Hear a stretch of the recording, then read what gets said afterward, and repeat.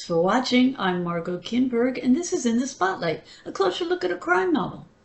Crime novels that feature both a police detective and an amateur sleuth can give very interesting perspectives on a story.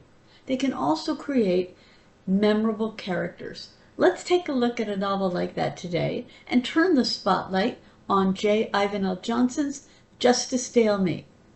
It's 1969, and Polly Jane, PJ, Whistler is traveling from her home in Victoria, New Brunswick to visit her friend Hilary Steele, who runs Just Estate, a writing therapy farm in southwest Ontario.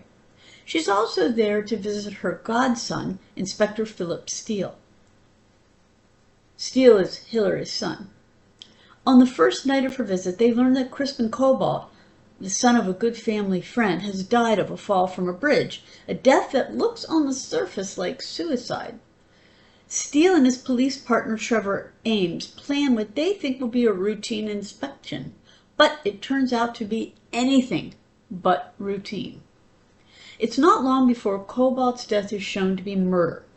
He'd been staying at Bayham House, a spa and recovery center for those with addictions.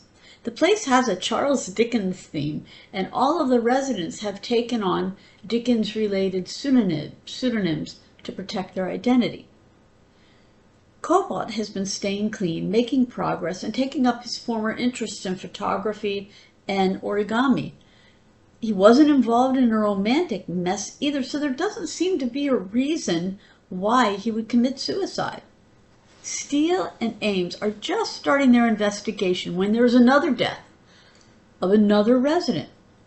There's something going on at Bayham House, and Steele and Ames focus their investigation on the people who live and work there, and it seems that everyone there is hiding something. PJ takes an interest in the case too, and since Steele trusts her, he tells her what's going on with the investigation, and as the case goes on, she finds ways to help Steele and Ames, and in the end, the three of them find out the truth. So what are the elements in this novel? What keeps it together and keeps it going? Well, a good part of the story takes place at a treatment center, so readers learn about addiction centers of the time. The residents have assigned jobs, a regular schedule, and close supervision. There's medical support too, especially for those who are withdrawing. They're encouraged to find hobbies and take up interests, and they get psychological counseling as well.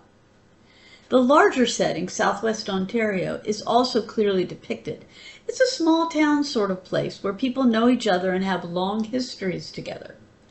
The physical setting and the cultural setting place the reader clearly in a hot summer in rural small town Ontario.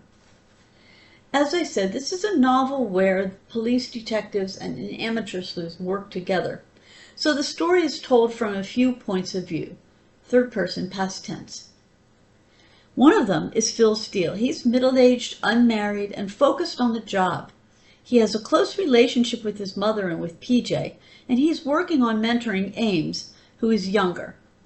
Another point of view in the story is PJ's own.